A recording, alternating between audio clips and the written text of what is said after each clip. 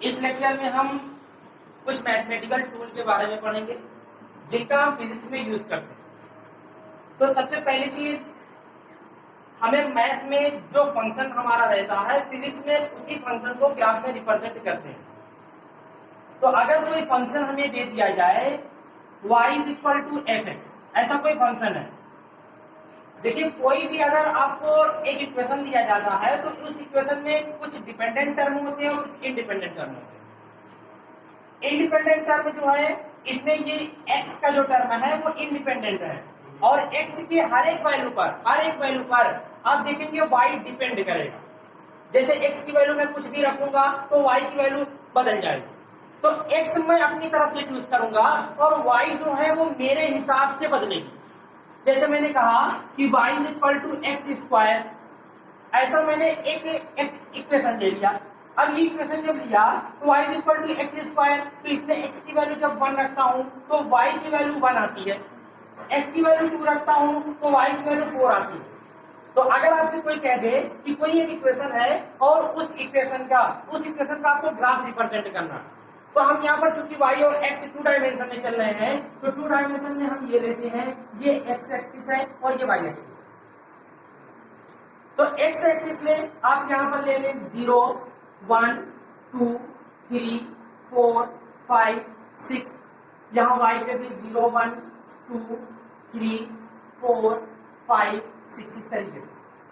अब हम क्या कर रहे हैं, हम x की वैल्यू पुट कर रहे हैं। x = 0 जब पुट करते हैं तो y की वैल्यू भी 0 होगी, मतलब हम जब x पे 0 पर हैं तो y पे भी 0 पर है, मतलब हम ओरिजिन पर खड़े हुए।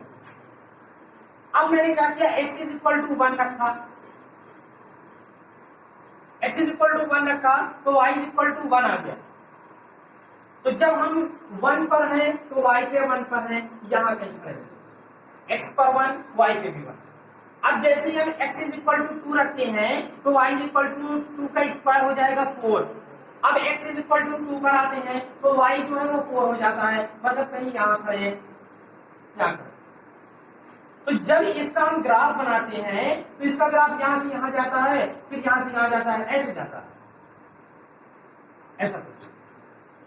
अगर यही ग्राफ मैं नेगेटिव एक्सिस पे देखता हूं, नेगेटिव एक्सिस पे देखता हूं तो कहीं ना कहीं ये ग्राफ जो है इधर ऐसे आएगा।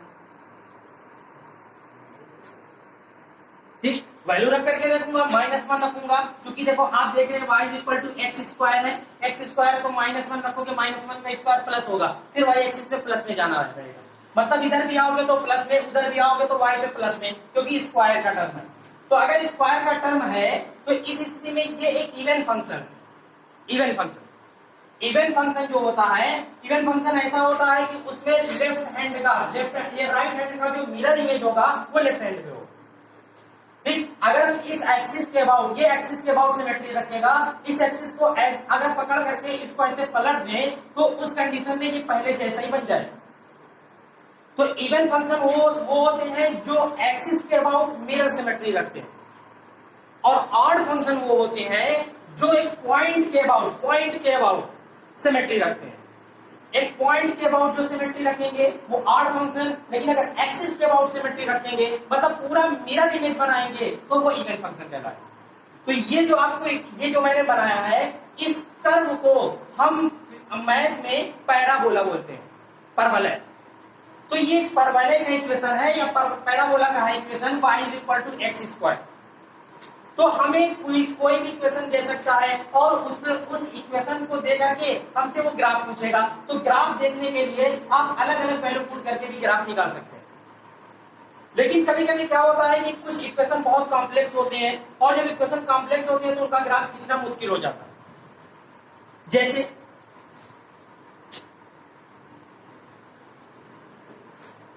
अगर आपसे कह दे कि sin x का ग्राफ क्या है, sin x का, तो sin x का ग्राफ अगर आपसे पूछे y = एक इक्वेशन दे दिया गया sin x। देखिए, ये जो आपको sin, cos और tan, ये जो टर्म है, ये फंक्शन आपके पीरियोडिक फंक्शन कहलाते हैं। पीरियोडिक फंक्शन कौन से होते हैं, कोई भी ऐसा फंक्शन जो कुछ निश्चित समय में अपनी वैल्यू को बार बार रिपीट करता है।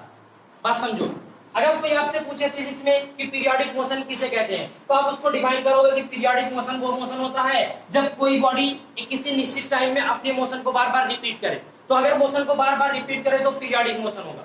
लेकिन हमें तो वो हम देख करके बता सकते हैं पीरियोडिक मोशन है, लेकिन अगर कोई हमें कॉपी कलम दे दे और कहे कि बताओ कि अगर कोई बॉडी ऐसे मूव कर रही है तो इसका जो ये कौन सा मोशन होगा, तो उसको बताने के लिए आपको पीरियोडिक फंक्शन का सहारा लेना पड़ेगा फिजिक्स में, और तब वहां पर आपका जो इक्वेशन आएगा वो साइन और कॉस के टर्म में आएगा। तो साइन अगर आप जानते हैं यहाँ जीरो रखिए तो साइन जीरो की वैल्यू कितनी होती है, जीरो। तो साइन जीरो की वैल्यू जीरो, मान लो ये एक्स एक्सिस है और ये वाई एक्सिस है, तो साइन जीरो की वैल्यू जीरो। तो जब एक्स पे जीरो तो वाई पे भी जीरो हो जाएगा। अब फिर मैं क्या करता हूं, एक्स की वैल्यू 90 डिग्री रखता हूं या π/4 रखता हूं, π/2 रखता हूं 90। तो y इज इक्वल टू कितना हो जाएगा, y is equal to sine 90। साइन 90 की वैल्यू कितनी हो जाएगी, 1। मतलब ये है कि जब 90 पे आया तो y पे 1 पे चला गया यहां कहीं। अच्छा, फिर उसके बाद मैं जाता हूं 180 पे, तो अगर 180 रखता हूं तो y is equal to sine 180, मतलब पाई यहां कहीं होगा। तो पाई रखता हूं तो y is equal to sine 180 की वैल्यू कितनी होती है, 0। तो 0 होती है। तो जब मैं यहां पर आया तो y में कुछ नहीं चला, 0, मतलब यहां खड़ा हूं। उसके बाद जब मैं 270 रखता हूं तो y बराबर हो जाएगा साइन 270, और 270 की वैल्यू कितनी होती है, -1 होती है, -1। तो जब -1 तो -1 कहीं यहां कहीं होगा, -1। तो 270 पे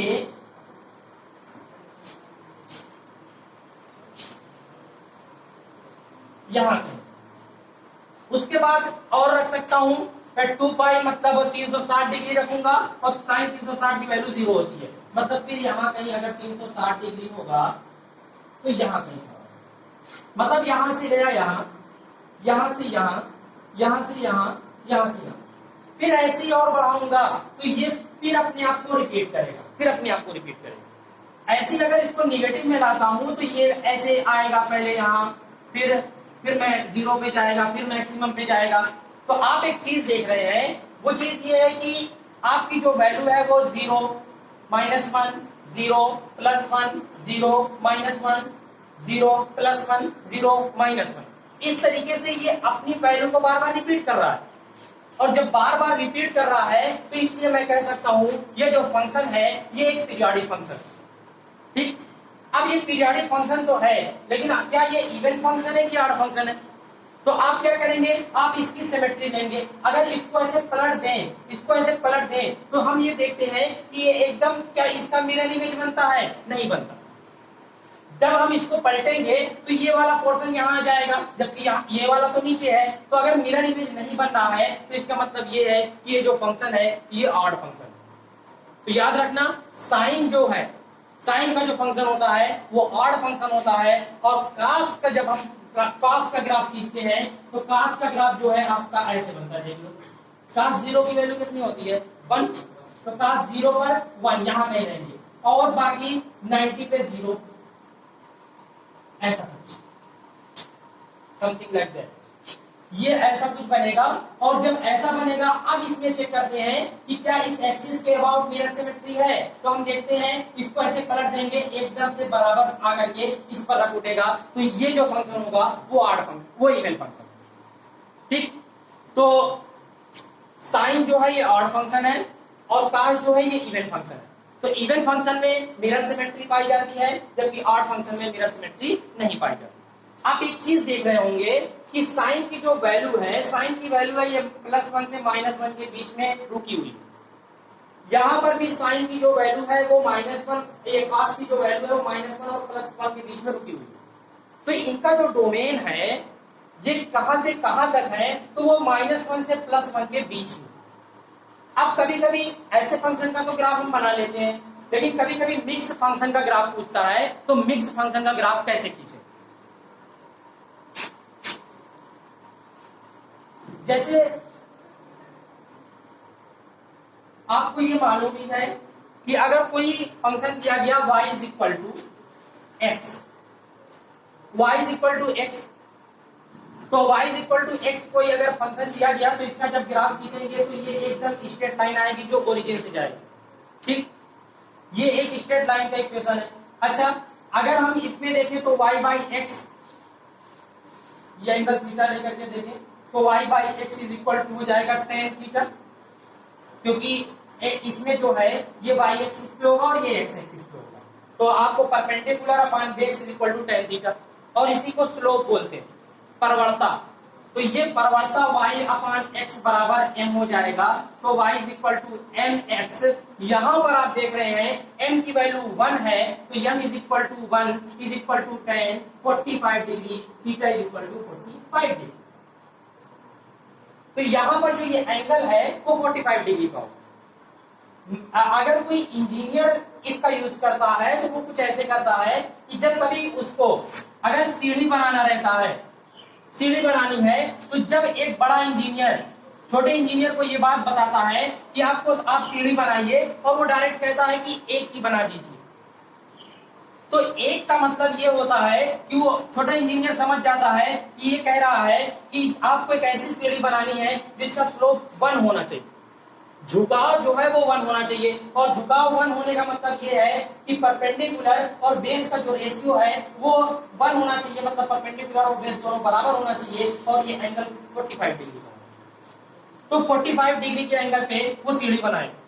लेकिन हमारे घर पे मिस्त्री जो बनाते हैं वो अपने हिसाब से एंगल चूज करते हैं, तो कहीं सीढ़ी ज्यादा हो सीधी बन जाती है, कहीं ज्यादा दब जाती है।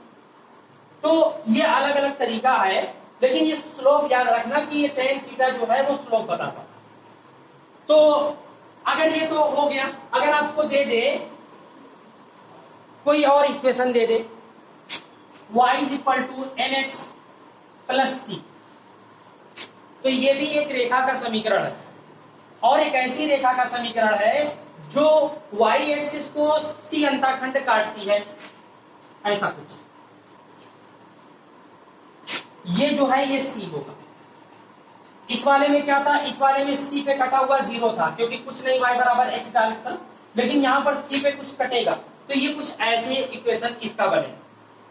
अब हमें मिक्स फंक्शन कभी कभी देता है और उसका ग्राफ पूछता, तो गौर करना थोड़ा सा। जैसे आपको दे दे y is equal to x plus sine, ऐसा कोई फंक्शन दे दिया और आपसे पूछ लिया गया कि बताइए कि इसका ग्राफ कैसा होगा। तो आपको मालूम है कि साइन एक्स जो है इसका डोमेन जो है -1 से +1, ठीक। तो साइन एक्स का तो अगर खींच रहा होता तो -1 से +1 हम खींच लेते तेजी से, लेकिन हमें पूछा क्या है, x प्लस साइन एक्स का पूछा। अगर x प्लस साइन एक्स का पूछा है तो उस कंडीशन में यहाँ इक्वल लगा दो, बराबर पे भी जाएगा, -1 और +1 भी होता और उसके बीच में होता। तो अगर मैं यहाँ पर देखता हूँ x प्लस साइन एक्स का है, तो सब में क्या कर देता हूँ, x प्लस कर देता हूँ x -1 और x प्लस साइन एक्स और x प्लस, ऐसा कुछ। तो जो इसका जो ये जो इक्वेशन जो ये फंक्शन है, इसका ग्राफ इसके और इसके बीच में होना चाहिए, बस और कहीं नहीं होना चाहिए। ये रिस्ट्रिक्ट कर रहा है इस फंक्शन को कि तुम इसके और इसके बीच में आ सकते हो। अच्छा, अब अगर ये कहा जाए कि y is equal to x -1, इसका ग्राफ कैसा होगा, तो y is equal to x -1, आपको बताया y is equal to mx plus c, ये c जो है -1 है, तो -1 कहीं यहाँ होगा, यहां से कट के जाएगा, मतलब ऐसा कुछ। उसके बाद ये वाला x plus 1, y is equal to x plus 1, इसका जो होगा ये प्लस पे कटेगा, मतलब कहीं +1 यहां काटेगा, ऐसा कुछ। फिर इनके बीच में किसका निकाल लेना है, साइन का। अब इनके बीच में साइन का खींच देते हैं, इनके बीच में साइन का कुछ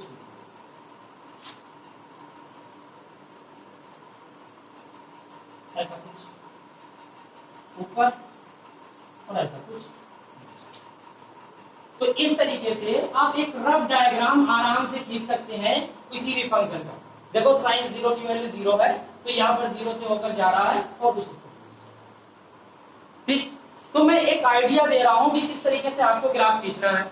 जैसे अगर मैं और एक इक्वेशन आपको दे दूं,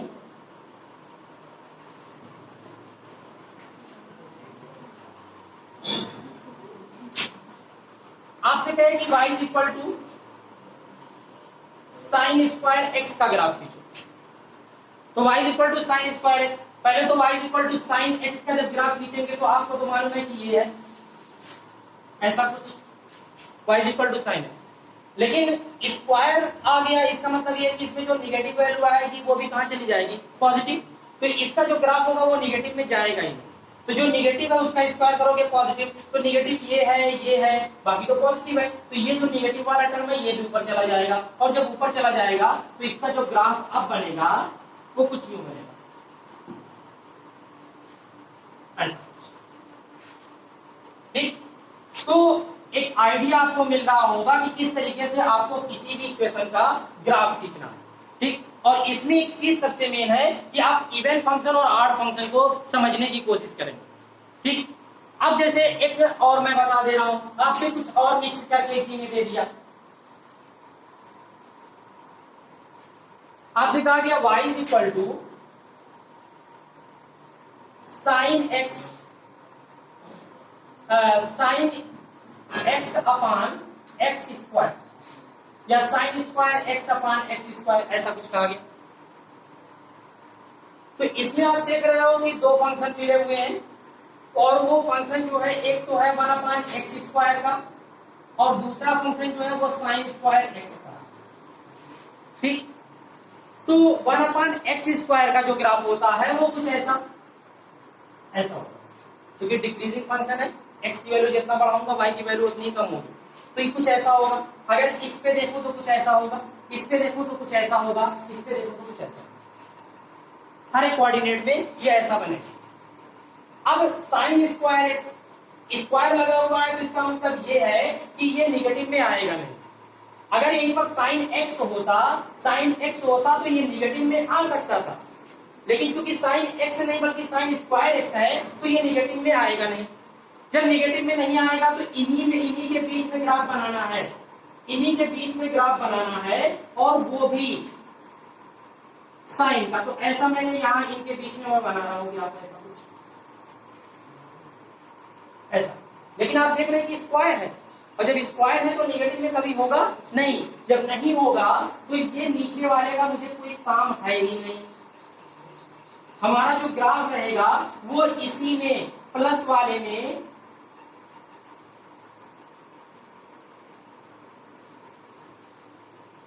ऐसे चले। यहां पर देखिए एक चीज आपको समझनी है कि जब sine square x upon x square का जब लिमिट लेते हैं, limit sine square x tend to 0 और sine square x upon x square, तो इसकी जो लिमिट लेते हैं वो 1 के बराबर होती है। ये पूरी वैल्यू 1 के बराबर होती है, आपको कैलकुलस में बताया जाए। तो अगर ये 1 के बराबर होती है sign x upon x, sine x upon x, अगर एक्स बहुत छोटा हो, बात समझो, साइन एक्स अपॉन एक्स का स्क्वायर इसको लिख सकते हैं।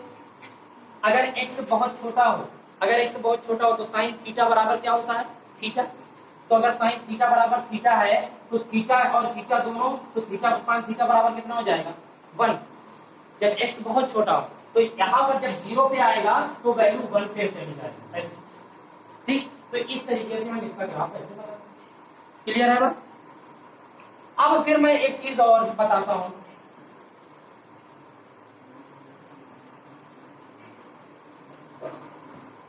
साइन एक्स अपॉन एक्स का दे दे, साइन एक्स अपॉन एक्स का दे दे, तो साइन एक्स अपॉन एक्स का कैसे बनेगा, 1 अपॉन एक्स का जो है वो कुछ ऐसा होगा। ये तुम्हें खुद से बनाना पड़ेगा। 1 अपॉन एक्स का ऐसा होता है, ये ऐसा इधर होगा, इधर कुछ ऐसा, इधर कुछ ऐसा। अब इसी के बीच में आप बना दीजिए साइन, बस। तो आपको कुछ ज्यादा सोचना नहीं है, बल्कि तो फंक्शन का जब मिक्सचर ग्राफ बनाएंगे तो आप जो पहला फंक्शन है उसकी बाउंड्री खींचिए और दूसरा फंक्शन उसी में बना दीजिए, बस। और ठीक, अब थोड़ा सा और इसको चेंज करता हूं, 1 अपॉन से हट करके डायरेक्ट रिलेशन वाला देखते हैं। जैसे ये समझ लेना, ये समझ में आ जाएगा तो ठीक। y is equal to x sine x, y is equal to x sine x. तो y is equal to x sine x, ये बताओ कि तुम्हें यहाँ पर x वाला कैसा मिलेगा? x वाली line y proportional to x ऐसी होती है। अगर इस कोऑर्डिनेट में देखेंगे तो ये कुछ ऐसी होगी। अब तुम कहोगे कि सर ये कैसे बन गया, माइनस में कैसे आया? तो माइनस में इसलिए आया क्योंकि साइन x की वैल्यू जो है वो लाई करेगी कहां से कहां तक, -1 से +1। तो हमें x भी लगाना है तो x से मल्टीप्लाई कर देंगे, तो ये -1 में x से -x और sin x sin x और ये प्लस, तो ये +x वाली लाइन ये है, -x वाली लाइन ये है, इसके बीच में साइन। क्लियर है? ये साइन का ग्राफ इसके बीच में हमने खींच दिया। तो ये एक बाउंड्री बनाएगा, एक फंक्शन बाउंड्री बनाएगा और दूसरा फंक्शन उसके बीच में खींचेगा। तो ये आपके ग्राफ खींचने का कुछ तरीका। तो अगर आपको ग्राफ खींचना हो तो आप एक रफ आइडिया लगाएंगे। वैसे मैं अभी एक और टेक्निक बताऊंगा डिफरेंशिएशन से, जिससे आप ग्राफ को आसानी से समझ सकते हैं कि किस तरीके से आप ग्राफ बनाएंगे।